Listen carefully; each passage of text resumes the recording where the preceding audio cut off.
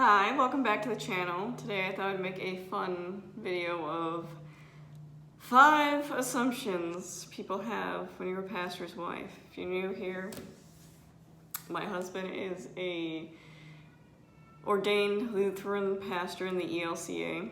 He has been a pastor for 8 years, and we've been in we're on our 3rd congregation. This is our 3rd calling. So I thought I would share 5 things that I have experienced as a pastor's wife. And I think it might surprise some that I am a pastor's wife, given the content on my channel. But here are 5 things I've encountered as a pastor's wife that people assume about me. Let's start with a fun one. The first one is that we don't celebrate Santa or the Easter Bunny. I've literally had people ask me if we celebrate Santa in our house, which is fine. But I think it's funny that people assume we don't, or the Easter Bunny. We do celebrate Santa Claus, we do celebrate the Easter Bunny, but we also, celebrate the religious Easter. We also celebrate the religious part of Christmas. We do both. I think they can coexist without any issues, and my kids enjoy learning about both. Another assumption is that I am a very religious person, or I grew up very religious. I did not grow up religious at all, actually. My mother had a very bad experience in the Christian church growing up. A lot of judgmental people. She was also a teen mom, so she made it a point to keep her children away from the church as much as possible. So I wasn't really exposed to any religion until college, where I took religious classes by choice. World religions, things like that. Judaism. So I do have a background knowledge of it now, but I definitely came to it as an adult. I was not introduced to any form of religion as a child, and I'm not the type that can spout out scripture verses or anything like that. I've done a lot of studying of it in my adult life because I find it interesting. I just happened to have met a man that wanted to be a pastor, so I don't lead Bible studies or anything like that. I think it's an interesting topic. I research it for my own fun. Another one is that the only religion my kids are exposed to is Christianity, which is not true. Like I said, in college I studied world religions, a lot of East Asian religion, Buddhism, Hinduism, Taoism, different things like that, and I found them very interesting. I did take Judaism classes as well, found that interesting. So we do recognize other religions in this house, and not only do we respect them, but we definitely explore their beliefs.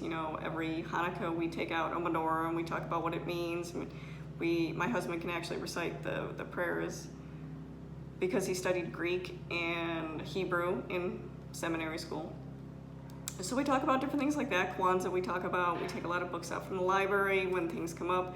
I really look forward to immersing my children in different beliefs and having, just because we believe it doesn't mean they have to. They can come up with their own belief system. But, they do attend church with us, and they are exposed to our Lutheran beliefs as well. But it's very important for both my husband and I that they be exposed to different beliefs and be respectful and have a basic understanding of others' beliefs.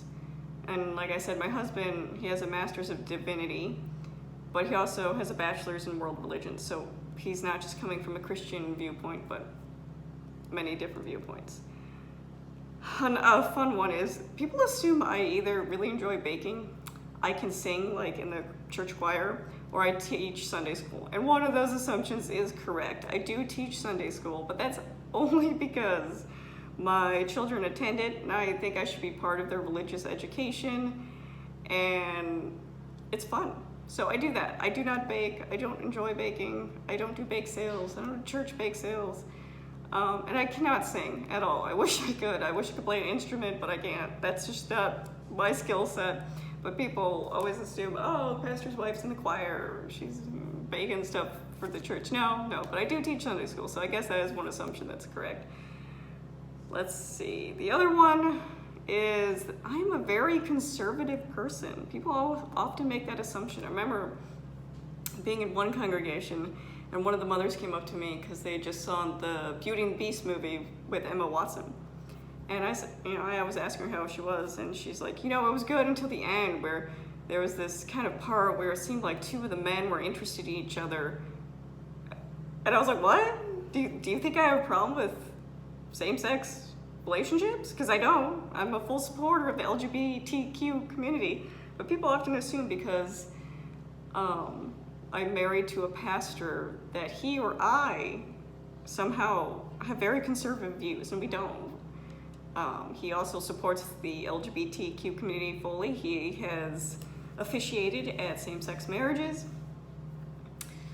So I just think it's funny that people assume that we're a very strict and conservative household when we're really not. We're very open, and we obviously teach our children many different viewpoints. So those are 5 things that I have come across in my 8 years as being a pastor's wife that people just assume are true, but they're not.